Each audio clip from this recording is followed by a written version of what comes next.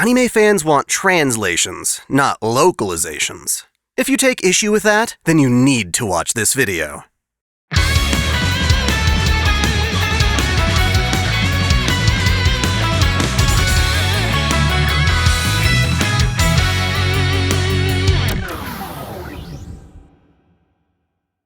Welcome back to OtakuDaiKun. Dai here. Today we're going to be talking about localization once again. More specifically, the hate it gets from the anime community, and rightfully so. Contrary to what localizers may have you think, actual anime fans have been advocating for the abolishment of localization in favor of accurate translation. It marks a major shift in how anime should be marketed to the West going forward, and I genuinely hope businesses take what I have to say seriously, because the result will be serious profit. It seems a lot of people just don't understand what our complaints legitimately are, and instead interpret it all as unwarranted harassment. This take from Rice Digital, for instance, completely misses the point. Translators and localizers bring us the works we enjoy in a language we understand, so why does a vocal minority want to tear them down? This statement alone has two glaring issues. For one, we are not a vocal minority. We are paying customers who refuse to buy butchered localizations. Continuing to treat us as a minority will only result in a tremendous loss of revenue. Second, localizers do not, in fact, bring us the works we enjoy in a language we understand. If they actually did, this wouldn't be an issue. Not at all. In truth, localizers don't bring us the works we enjoy, they bring us their version of the works we enjoy, and we're stuck putting up with whatever wonky changes and interpretations they make. Some localizers claim not to understand what fans mean when they refer to localization versus translation, so I'm going to put it in the most basic rhetoric I can so there's no room for confusion. Translation, as fans refer to it, is overcoming the language barrier. Anime, manga, games, etc. contain both spoken dialogue and Japanese text that Western fans can't consume. Our biggest desire is to know exactly what the voice clips and text boxes are saying in as much accuracy as possible. Localization, as we define it, is taking an extra, unnecessary step to change a work itself in an attempt to appease a perceived target demographic. Rather than telling us what is being said on screen, localizers essentially try to westernize a work's content, most often for the sake of profit. To better communicate the difference, here's a disgusting little guide that I feel represents the theory behind localization. We start with a guy in Japanese saying, "I'm gonna punch your lights out."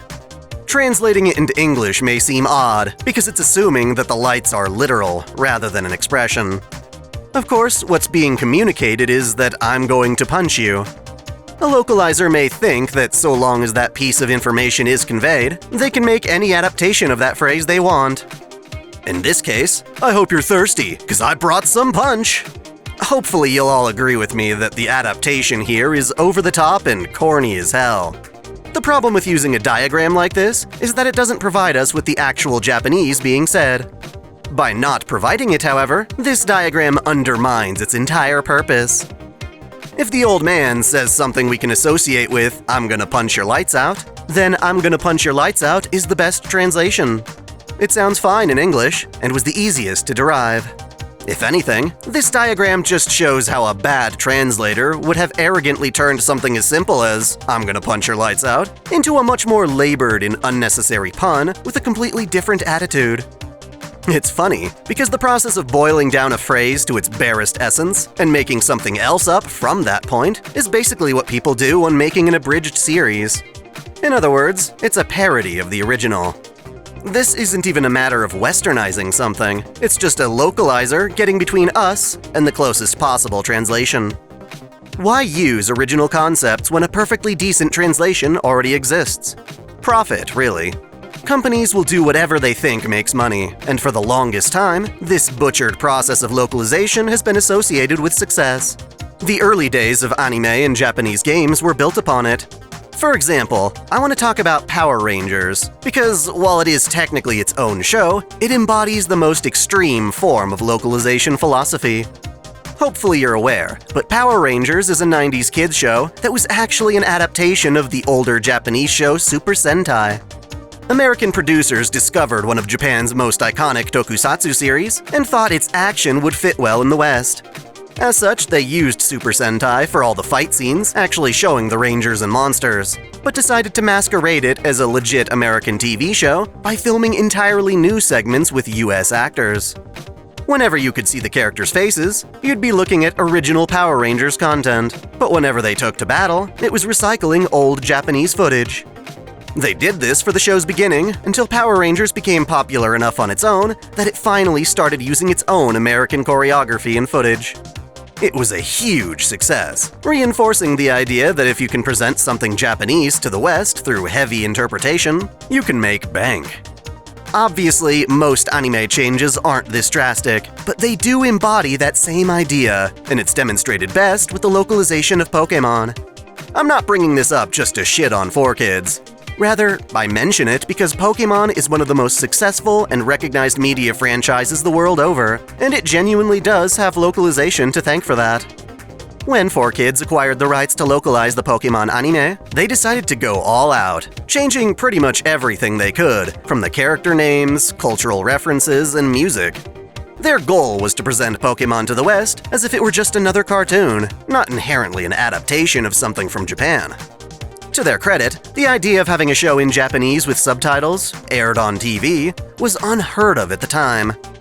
Part of this endeavor came with a bit of rebranding. While the Japanese Pokémon had a hint of sex and violence to it that the Western version didn't, it was still generally much goofier and sillier.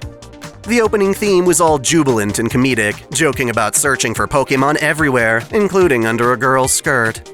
For English-speaking audiences, we got a much more serious and epic song. I wanna be the very best, like no one ever was. It focused heavily on the journey, and how ambitious it was to become a Pokémon master. This theme song became more universally recognized than the Japanese one, and I totally get why. I know I prefer the US song, and I know it helped me get into Pokémon when I was 10 years old. While I don't think Pokémon would have failed in the West for keeping in rice balls and Japanese character names, the sheer amount of effort and money put into selling the show worldwide was astounding. As such, when companies try to bring anime to the West, they no doubt hope to replicate Pokémon's success, and see no reason not to employ the same localization tactics. Localization, as an industry, is based off the idea that by intentionally changing a work from Japan, it will actually sell better in the West. Thus, localizers take pride in their work, feeling a sort of artistry to their changes. Even though most anime today are localized far more carefully than Pokémon ever was, that sense of authority remains. In all fairness, there are examples of really heavy localization that I truly do prefer over the Japanese. Like I said, I love the English Pokémon music, as well as the songs for Sailor Moon. Anime like Golden Boy and Excel Saga are way funnier to me in dub than in sub, specifically for the things they did differently.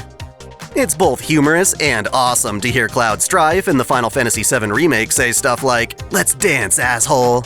I think it works, but it's only all fun and games until someone really butchers an adaptation. While a localizer's whimsy can be entertaining, by and large, it's something we've begun to dread, and there are some very specific reasons for that.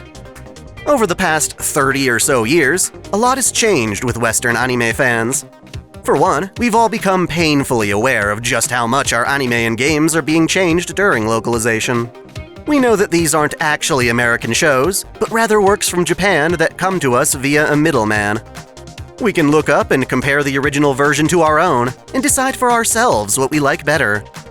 Also, we're now way more aware of exactly what anime is and how it works. We're familiar with the entire art form, down to its various tropes.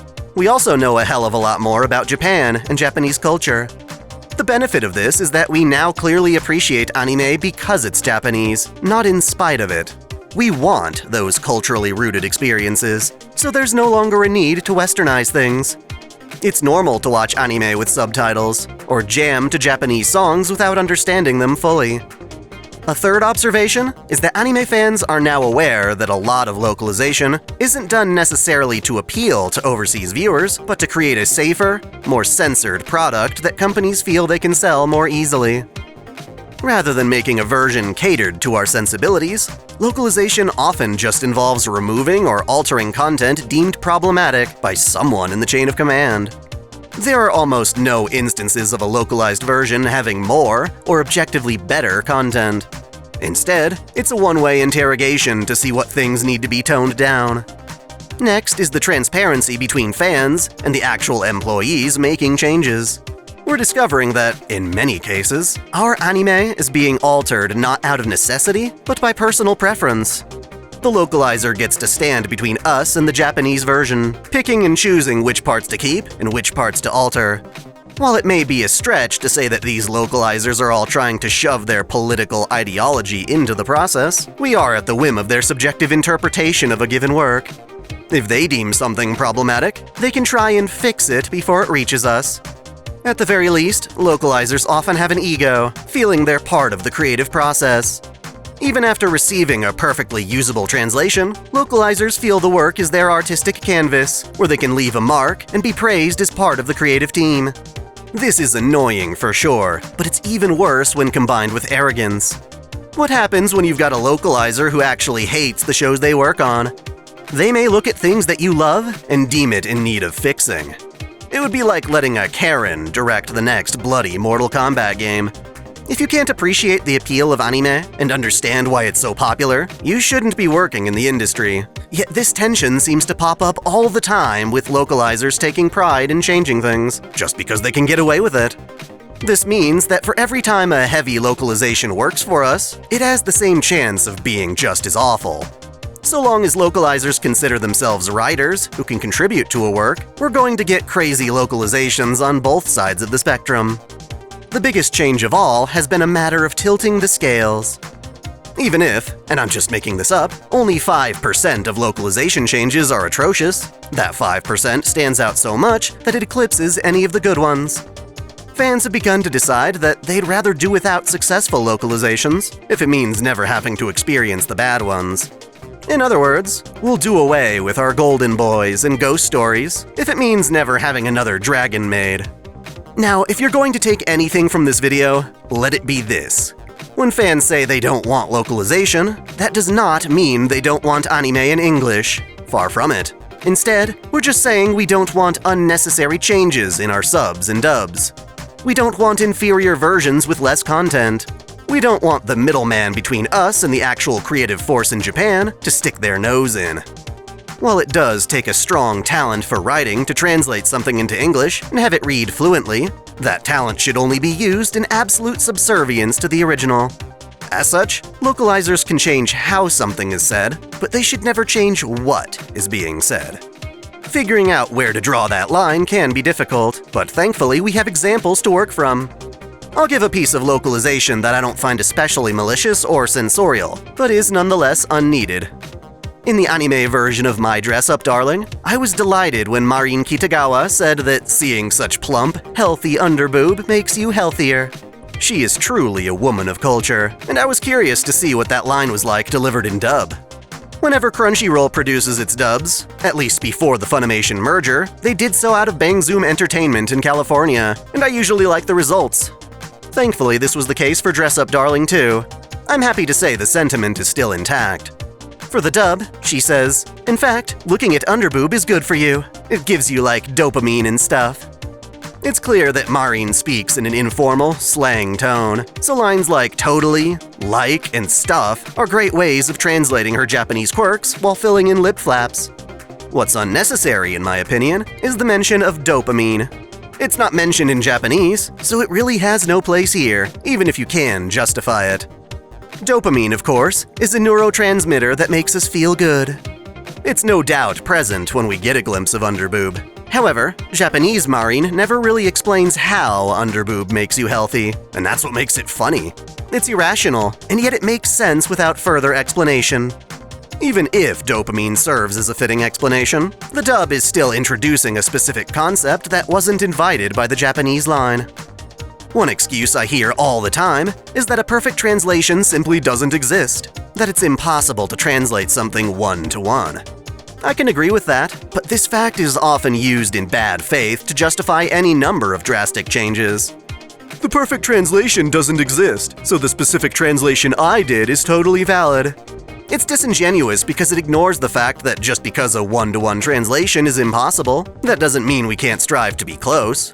How about a 1-to-2 translation, or a 1-to-10? Sticking with the metaphor for ratios, I feel like a lot of translations take so much liberty, they're more like 1-to-100. Thus, even though mentioning dopamine is far from what I'd call a bad localization, I assert there are definitely more accurate translations that could still fit lip flaps and not sound awkward in English.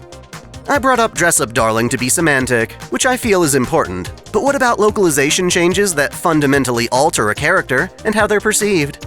Those cases are definitely worse, and they still happen quite often. While I'd argue that Dragon Maid is still one of the better examples, it's probably better to stick with something more recent. 7 Seas Entertainment, which localizes both light novels and manga, has earned a bad reputation for censoring things. The light novel for Mushoku Tensei removes parts where Rudeus is especially pervy. It's bad because it has nothing to do with accuracy at all. Rather, someone in the chain of production took issue with Rudeus's behavior and tried to pass him off as a more virtuous guy or something. That's just me laying a bit of groundwork. The real example I have here is 7 Seas' localization of I Think I Turned My Childhood Friend Into a Girl. A fan subber from Ethylene Scans recently compared the localized manga to a more faithful translation, revealing that whoever was in charge of the manga decided to make what is definitely a cross-dressing, self-identifying male into a transgender girl. The original Japanese text often clarifies that Hiura, the cross-dresser in question, prefers looking like a girl, but does not actually consider himself one. Despite this, the localizer has hijacked the story to make it so that Hiura is trans, going by female pronouns that directly contradict the Japanese. Here, the line, "As soon as I was transformed into looking like a girl," got changed to "ever since I came out as a girl." In another panel, we can see how the line, "Hiura will be attending school in this appearance starting from today," got changed to "This is how Hiura will be presenting." Presenting is often used in context of a transgender boy or girl. Presenting is the gender they identify as. Once more, the line, "If you're gonna look like a girl," got changed to "If you're gonna be a girl." The assumption here that by dressing in a more feminine manner, Hiura isn't just gender non-conforming, but actually identifies as female. Personally, the most insulting change is here, when Hiura literally says, "No, I know, I'm a guy too," when talking about how adolescent boys can be promiscuous. Since the localizer has completely rewritten the character, they had no choice but to fill that text bubble with what equates to fluff, that while Hiura isn't a boy, she is familiar with how guys can be pigs. This is a clear-cut case of a femboy referring to himself as a male, and yet the localizer thinks they know better than the author. After people on the internet started criticizing 7 Seas, this other localizer, Katrina, came to the localizer's defense by citing how they read further into the series and even consulted trans people in the process. The lack of self-awareness here is astounding. Why would the localizer need to consult with trans people when the character in question isn't actually trans? Further defense just seems to assume that the Japanese author was actually trying to write a trans character, but didn't know what proper language and terminology to use. Therefore, the localizer was just fixing Japan's problematic thinking of gender expression. It's actually quite astounding how frequent this is in Western localization. Characters who cross-dress are constantly being interpreted as trans or non-binary, but very rarely do they actually say so in Japanese. Just to clarify, Japan does know how to write trans characters, and in the few cases where the character is actually trans, there's no issue. Instead, it's more that localizers want these femboys to be trans so much that they'll make them trans by ignoring the source material. Perhaps they feel that if the characters are trans, they'll be more popular with Western readers who are trans, so it's an attempt to appeal to them. Just like when I spoke about tomboys, there seems to be this need for validation, and trans readers may be upset to discover when characters who could be trans wind up being cis. There are some trans people who feel their gender nonconformity is a sign they are the opposite gender. So when they see, say, a feminine boy, they want that boy to come out as a girl since that's what they would do. They're upset that this fictional character doesn't have the same mindset as they do, and the more insecure people will take this as an attack on their identity, when that's honestly not what's happening at all. It's frustrating because feminine boys, or femboys, are a perfectly legitimate identity. Wearing a skirt doesn't make you any less of a man. In fact, assuming feminine guys must be closeted trans women, or trans eggs as I've heard it called, only puts pressure on those men to conform to masculinity so they aren't misunderstood, doubling down on more toxic traits. The ironic part is that any of these cross-dressing femboys would be totally welcome to the trans community. Just because they don't think being feminine makes them a woman, that's their own decision, and they'd probably treat you with respect and support all the same. Heck, even without Hyura being trans, this is still a gay romance manga that I feel a lot of trans people can and do enjoy. The issue isn't at all a matter of whether he's trans or not, it's a matter of whether the translation is accurate or not. To sum this all up, localization was a key part of what allowed anime to succeed in the West. By altering shows to appeal to Western audiences, franchises like Pokémon became insanely successful, and ever since, companies have tried to replicate that success. Problem is, Western anime culture has evolved. We don't need things to be westernized, and after discovering how so much of our anime is censored or reinterpreted in the name of localization, we've fostered a desire for accuracy above all else. We're dependent on a middleman to enjoy these works without having to learn Japanese, but we don't want that middleman to overstep their bounds. Ultimately, the middleman should be there to convey what was already created in Japanese, only now in English. It's not a position for added artistry. Obviously, changes are necessary, but they should be kept to a minimum, and that's what fans mean when they say they hate localization. It's not to mock or disrespect translators. It's not to say their jobs are easy either. It's to reinforce how we don't want those translators to interpret the works for us. You can change how something is said, at least a little bit, but you should never change what is being said. And far too often, localizers do just that. So no, we're not just some randos on the internet trying to start fights. We're not even trying to shut down any specific political viewpoint either. We just don't want you thinking you know better than the actual creators. We want the ideas they had, not yours. This is something that actual paying customers want, and we say this to try and assure companies that toning down changes is what will make them the most money in the long run. Before I go ahead and roll the credits, I want to give a special shout out to all my $10 and up supporters. Video Gamer 75, C. James Torley, Stephen Elak, Samuel Gersten, Otaku Mom, Jens Bauman, Mystic Samurai 1983, Freebrick, Cosmonaut, RNG Shuffles 1498, Alexis Yukio Gomez Yamato, Johnny Tsunami, Link Pendrago, Caitlin P, Vladimir Rovna, Succubus Sakura, Normace, and SF Giants fan Mike. Thank you all so much. Thanks for watching.